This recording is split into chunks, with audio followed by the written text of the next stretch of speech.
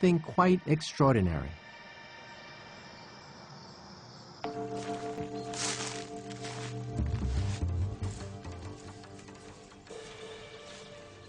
These same few body clock genes seem to be present in all plants and animals, and this suggests they must be one of life's most fundamental building blocks.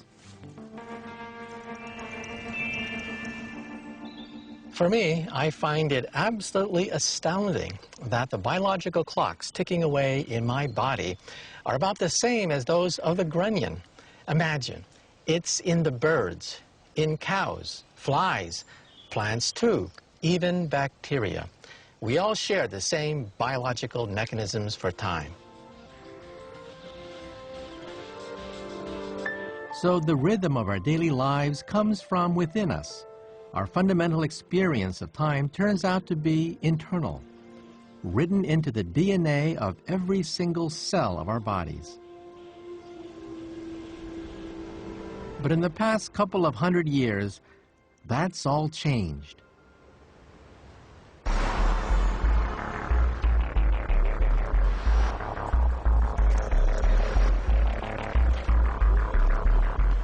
The rule of nature has been replaced by the rule of machines.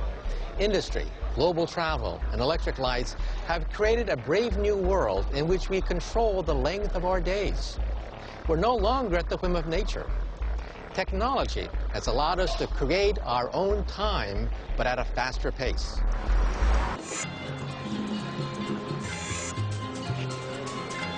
Now, from dawn to dusk, we are driven by time, by what feels like an external force relentlessly ticking off the seconds and minutes of our lives. But could even our sense of the march of time ultimately come from inside of us?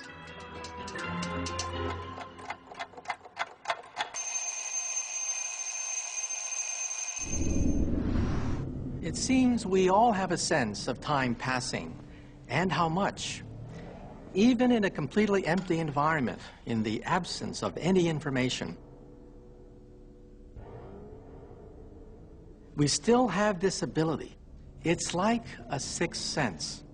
So there's something going on inside of us, something in our mind that allows us to judge the amount of time passing. And scientists have asked the question, how do we do this?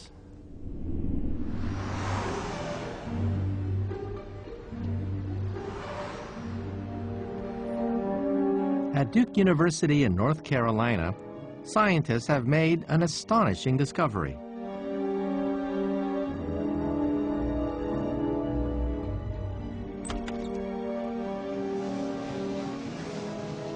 Welcome.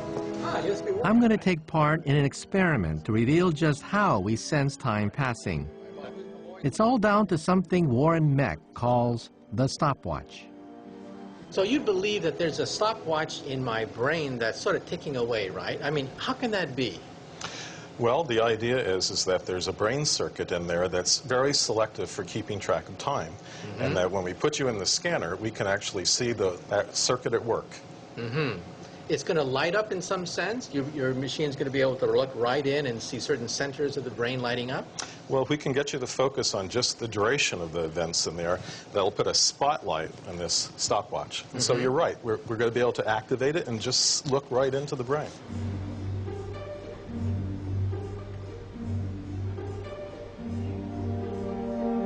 The hope is that Warren Meck and his team will be able to identify which area of the brain is active while I'm timing something. Michio, can you hear me okay? I'm going to have you respond to those duration stimuli as to whether they're shorter or longer. Are you ready?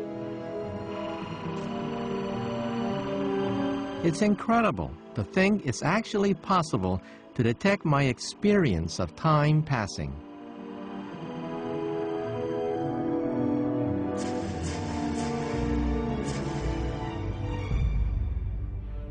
Anita just sent it over. Let's take a look. Oh, look at that. Oh, wow. That's my brain. Over here, we're looking for what parts of your brain were activated when you were trying to time the duration of those stimuli. Warren, look at this. This is by far the brightest part of the timing part of the brain. What's happening there? Well, this is the front part of your brain where the critical part of the stopwatch is. It's astonishing. I'm looking at the very cells which sense time passing, seeing them in action. So this is what's beating then, right? There's a stopwatch is right there. Right.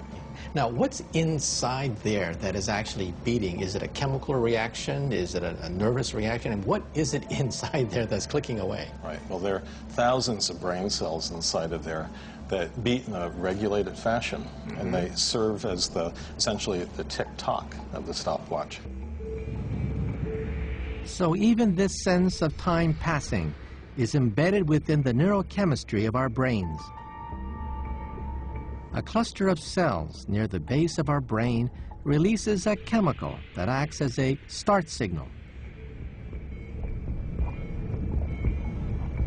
This then triggers a group of neurons at the front of the brain to fire together, but each to a different beat.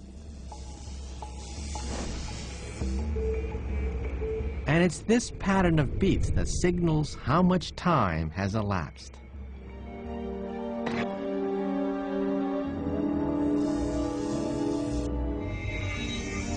This process is happening constantly, without us even knowing it.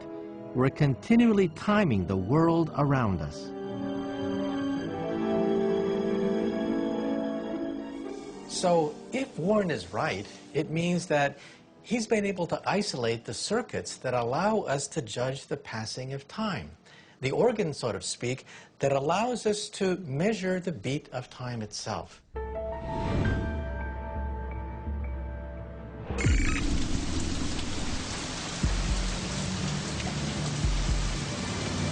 The discovery of the stopwatch might even explain a bizarre phenomenon.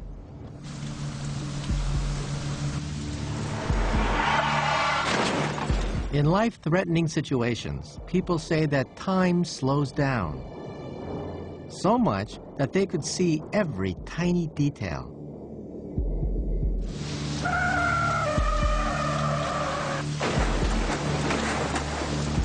The question is, does time really slow down, or is it just imagined?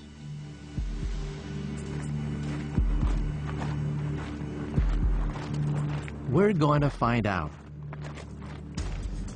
Psychologist Dr. David Eagleman is about to conduct the first ever scientific experiment to explore whether time really does slow down in a near-death situation.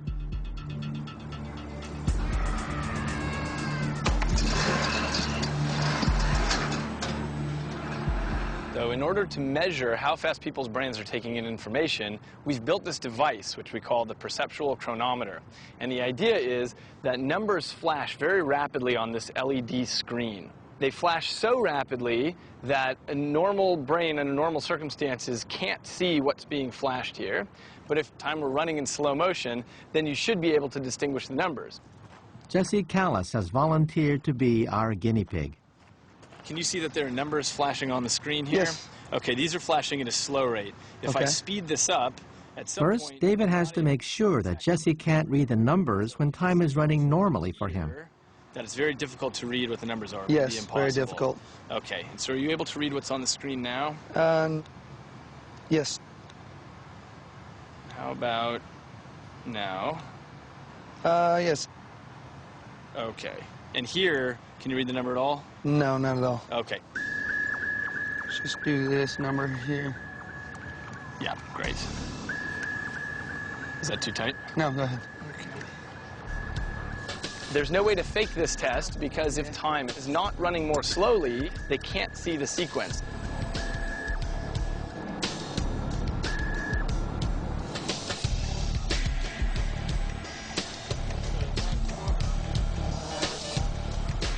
Nervous. It's a long way down. Just good.